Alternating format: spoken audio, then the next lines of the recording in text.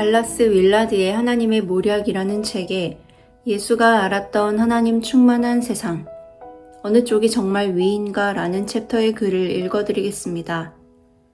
먼저 된 자가 나중되고 나중된 자가 먼저 되리라. 먼저 된 자가 나중되고 나중된 자가 먼저 되는 위대한 반전은 예수님 복음의 핵심입니다. 성전에서 가난한 과부가 부자들보다 더 많이 헌금했다고 칭찬받는 이야기는 우리의 일상적인 생각과 달리 하나님의 질서를 믿는 이들에게는 희망의 메시지가 됩니다.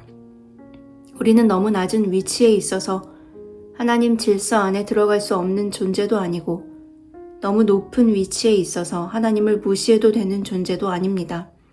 아브라함, 이삭, 야곱 같은 족장들의 삶에서도 이러한 반전을 볼 수 있습니다. 그들은 나그네였지만 큰 부를 누렸고 이웃들로부터 긍정적으로 인정받았습니다. 이스라엘 백성은 이집트에서 가장 비천한 존재였지만 하나님은 그들을 구원하시고 돌보셨습니다. 그들의 삶은 과거와 현재, 미래의 위대한 반전에 대한 증거입니다. 성경은 하나님의 계시가 점진적으로 진행될 수 있도록 이러한 반전이 더 널리 알려지고 그분의 일하시는 방식이 가르쳐진다고 말합니다. 바벨론의 몰락처럼 물리적 사회적 실체가 무너질 때에도 하나님은 오히려 백향목 가지와 같은 작은 존재를 통해 새로운 길을 만드셨습니다. 예수님은 겨자씨 비유를 통해 이 반전을 다시 한번 강조하셨는데 작은 씨앗이 자라 큰 나무가 되어 새들이 깃들이게 될 것이라고 말씀하셨습니다. 이 모든 것을 열린 하늘의 관점에서 본다는 것은 모든 것을 하나님 앞에서 보는 것입니다. 우리 안에 있는 하나님 나라는 하나님의 뜻이 완전히 지배하는 영적 존재의 영역입니다. 이 하나님의 나라는 인간의 나라와는 확연히 다릅니다. 인간의 나라는 하나님의 뜻과 어긋나더라도 인간의 뜻에 의해 지배되는 작은 부분에 불과합니다. 예수님의 제자가 된다는 것은 인간의 구분을 넘어서는 것입니다. 우리는 이 반전을 이해하기 위해 예수님을 단순히 과거의 위대한 인물이 아니라 땅의 임금들의 머리이신 분으로 받아들여야 합니다. 그럴 때에만 우리는 선과 악을 이기는 그분의 우주적 통치에 온전히 동참하게 될 것입니다. 오늘 우리가 함께 나눌 말씀은 이사야 2장 6절에서 11절 말씀입니다. 주께서 주의 백성 야곱 족속을 버리셨음은 그들에게 동방 풍속이 가득하며 그들이 블레셋 사람들 같이 점을 치며 이방인과 더불어 손을 잡아 언약하였음이라. 그 땅에는 은금이 가득하고 보화가 부한하며 그 땅에는 마필이 가득하고 병거가 부수하며 그 땅에는 우상도 가득하므로 그들이 자기 손으로 짓고 자기 손가락으로 만든 것을 경배하여 천한 자도 절하며 귀한 자도 굴복하오니 그들을 용서하지 마옵소서. 너희는 바위 틈에 들어가며 진토에 숨어 여호와의 위엄과 그 광대하심의 영광을 피하라. 그날의 늪이 높은 자가 낮아지며 교만한 자가 굴복되고 여호와께서 홀로 높임을 받으시리라. 아멘.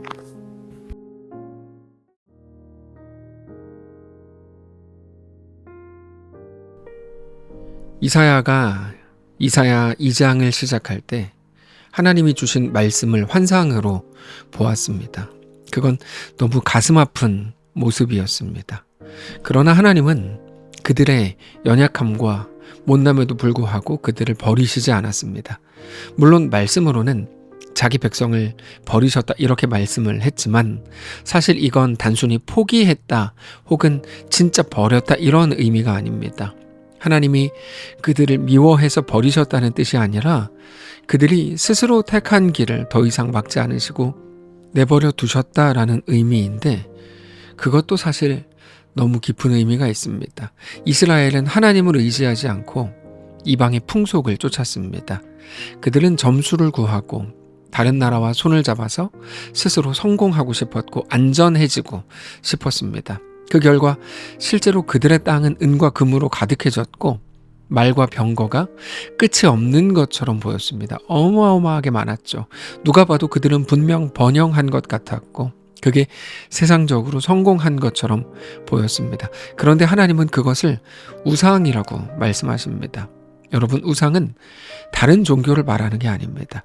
우상은 하나님 외에 내가 소망이라고 생각하는 것, 내 문제와 아픔이 그리고 괴로움과 고통의 유일한 돌파구라고 생각하는 바로 그게 우상입니다.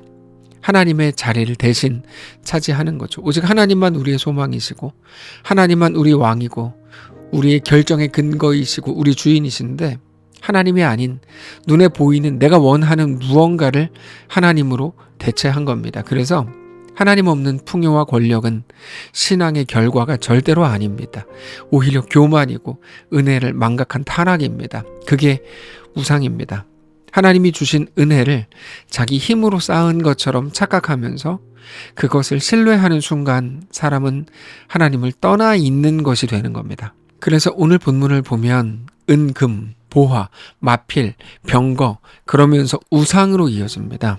7절부터 보시면 그 땅에는 은금이 가득하고 보화가 무한하고 그 땅에는 마필이 가득하고 병거가 무수하며, 그러다가 8절 그 땅에는 우상도 가득하므로 그들이 자기 손으로 짓고 자기 손가락으로 만든 것을 경배하여 천한 자도 절하며 귀한 자도 굴복하오니 그들을 용서하지 마옵소서. 이렇게 말하죠. 다 그것 같은 것들입니다. 은금, 그리고 보화, 마필, 병거, 이 모든 것들을 구하는 이유가 그것 자체로 의미가 있는 게 아니라 그것을 통해 자기가 성공하고 싶고 번영하고 싶은 거죠. 거기 연장선으로 우상이 나오는 겁니다. 그것은 천한 자나 귀한 자나 다름이 없이 똑같이 그것들을 구하고 있다, 이런 말입니다. 단지 어떤 형상을 말하는 게 아니고 그것을 만들어서까지라도 이루려내려고 하는 안심, 안정, 번영, 성공, 인정, 이 모든 것들이 그 중심입니다. 그래서 그 땅에는 우상이 가득하다, 이 말씀은 오늘 우리에게도 그대로 적용이 되는 겁니다. 오늘 우리의 우상은 돈이고 명예, 성공, 권력, 과학과 기술, 심지어 교회의 숫자와 그 규모가 될 수 있습니다. 교회가 하나님보다 사람의 인기와 사람의 인정과 세상의 칭찬을 더 좋아하고 그것을 의지할 때 그건 우상 숭배입니다. 하나님을 사랑한다고 하면서도 실제로는 다른 것을 붙들고 있다면 그 마음은 이미 우상 앞에 무릎 꿇고 있는 것입니다. 그래서 오늘 본문에서 우리 하나님께서 이렇게 말씀을 하십니다.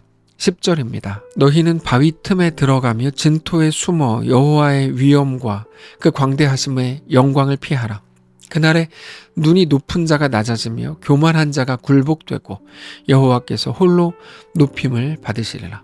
사람의 눈은 낮아지고 사람의 교만은 굴복될 겁니다. 오직 여호와만 높임을 받으시리라.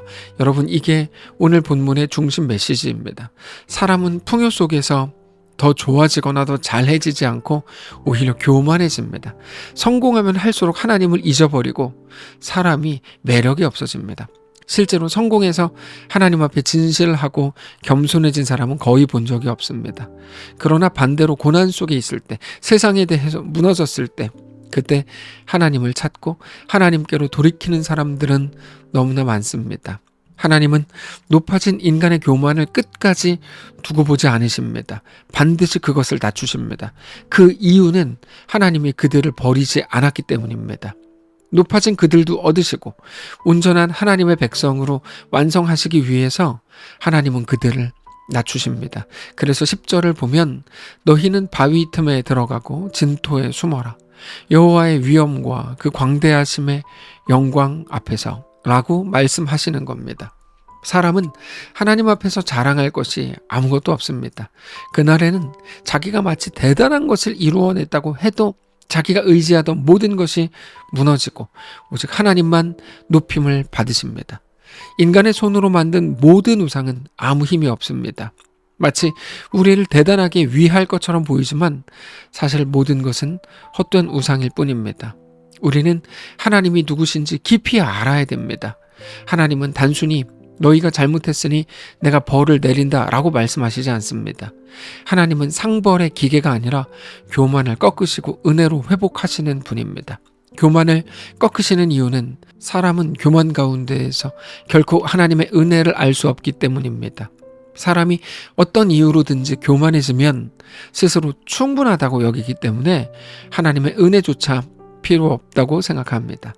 우리의 주인이시고 우리와 영원히 함께 하실 우리 하나님은 그렇게 우리를 세상에 그대로 빼앗기실 마음이 없습니다. 그래서 교만을 낮추십니다. 결국 심판과 징계는 끝이라거나 멸망이 아니라 은혜로 이끄는 하나님의 이끄심입니다. 그리고 하나님이 우리를 사랑하신다고 하는 하나님의 부르심이죠. 교만이 무너질 때 사람은 비로소 하나님을 찾게 되고 하나님만 나의 소망이었다는 것을 정직히 깨닫고 고백하게 됩니다. 그래서 성도에게 대한 하나님의 징계는 은혜를 알게 하는 초청입니다. 여러분 기억하십시오. 낮아짐은 멸망이 아니라 은혜의 시작입니다. 하나님의 부르심입니다. 히브리서 12장 5절에 그것을 이렇게 말씀하십니다. 또 아들들에게 권하는 것 같이 너희에게 권면하신 말씀도 잊었도다. 일러스되 내 아들아 주의 징계하심을 경히 여기지 말며 그에게 꾸지람을 받을 때 낙심하지 말라. 주께서 그 사랑하시는 자를 징계하시고 그가 받아들이시는 아들마다 채찍질 하심이라 하였나니 너희가 참음은 징계를 받기 위함이라. 하나님이 아들과 같이 너희를 대우하시나니 어찌 아버지가 징계하지 않는 아들이 있으리요. 징계는 다 받는 것이거늘 너희에게 없으면 사생자요 친아들이 아니니라. 여러분 오늘 우리가 간절히 바라는 거 그거 어떤 것입니까? 그것을 위해서 하나님의 능력이 필요합니까? 그래서 하나님께 간구하고 있습니까? 여러분 우리는 오늘 하나님을 간절히 바라야 합니다. 하나님의 힘을 빌어 내가 원하는 것을 얻어내는 게 신앙이 아니고 오늘 모든 현실 속에서도 내가 잘 되거나 혹은 무너진 그 한가운데에서도 하나님을 간절히 바라는 것, 하나님을 더 사랑하게 되고 하나님께 더 충성하게 되고 하나님께 더 온전히 나아가게 되는 것, 그게 신앙입니다. 우리는 그것을 그래서 더욱더 소망해야 합니다. 우리의 이 땅에서의 성공적인 삶을 위해서 전능한 하나님이 필요한 게 아닙니다. 하나님을 만나고 하나님을 사랑하는 것이 우리의 성공입니다. 모든 현실의 실패 속에서도 우리는 성공한 삶을 살 수 있습니다. 하나님을 사랑하는 것, 그것을 오늘 간절히 소망하셔야 합니다. 작은 문제가 해결되는 게 아니라 다만 하나님의 백성이 되고 하나님의 온전한 자녀가 되는 것만이 우리의 구원입니다. 그저 우리 머릿속에 있었던 모든 대안들, 이 땅에서 우리를 만족하게 할 수 있다고 여겼던 모든 것들을 내려놓고 그것들에게서 자유해져야 합니다. 그것들은 우리를 지켜줄 수 없습니다. 오히려 우리가 대안이고 소망이라고 생각했던 눈에 보이는 모든 것들이 심판의 불씨가 될 뿐입니다. 하나님은 우리를 부르십니다. 숨지 말고 나오라고 말씀하시는 중입니다. 하나님의 빛 앞에 나와서 하나님 앞에 온전히 엎드리면 그때 모든 것들을 알게 될 겁니다. 하나님의 왕 되심, 나의 아버지 되심. 여러분 그래서 하나님이 우리를 낮추시는 이유는 우리를 멸망하기 위해서가 아니라 교만을 꺾어 이제는 오직 하나님만 바라보는 온전한 하나님의 백성으로 완성하시기 위해서입니다. 사랑하는 성도 여러분, 우리가 의지해야 될 것은 은이나 금이 아니고 병거도 아니고 우리 손으로 만들어낸 대단한 어떤 것들이 아닙니다. 오직 하나님 앞에 온전히 엎드리시기를 원합니다. 그렇게 오늘 또다시 하나님을 깊이 묵상하고 하나님께 온전히 나아가는 거룩한 날이 되시기를 바랍니다. 기도하겠습니다. 살아계신 하나님 감사합니다. 하나님이 우리의 왕이요 아버지이신 것을 매 순간 고백하기를 원합니다. 하나님을 그저 진이의 램프처럼 쓰려고 했던 우리의 옛 습관을 이제 중단하게 하시고 하나님이 아버지요 우리 주인이요 왕이신 것을 정직히 고백하며 하나님 앞에 나아가 온전히 엎드리는 사랑하는 모든 성도들이 되게 하시옵소서. 감사드리며 살아계신 우리 주 예수님의 이름으로 기도합니다. 아멘. 사랑하는 성도 여러분, 하나님께서 우리에게 주신 오늘 이 시간을 하나님을 더 사랑하고 하나님께 더 충성하고 하나님께 더 순종하는 날로 삼으시기를 원하고 그렇게 우리의 모든 생각과 마음을 주께로 조정하고 하나님만 우리의 왕이신 것을 마음껏 고백하는 소중한 날 되시기를 바랍니다.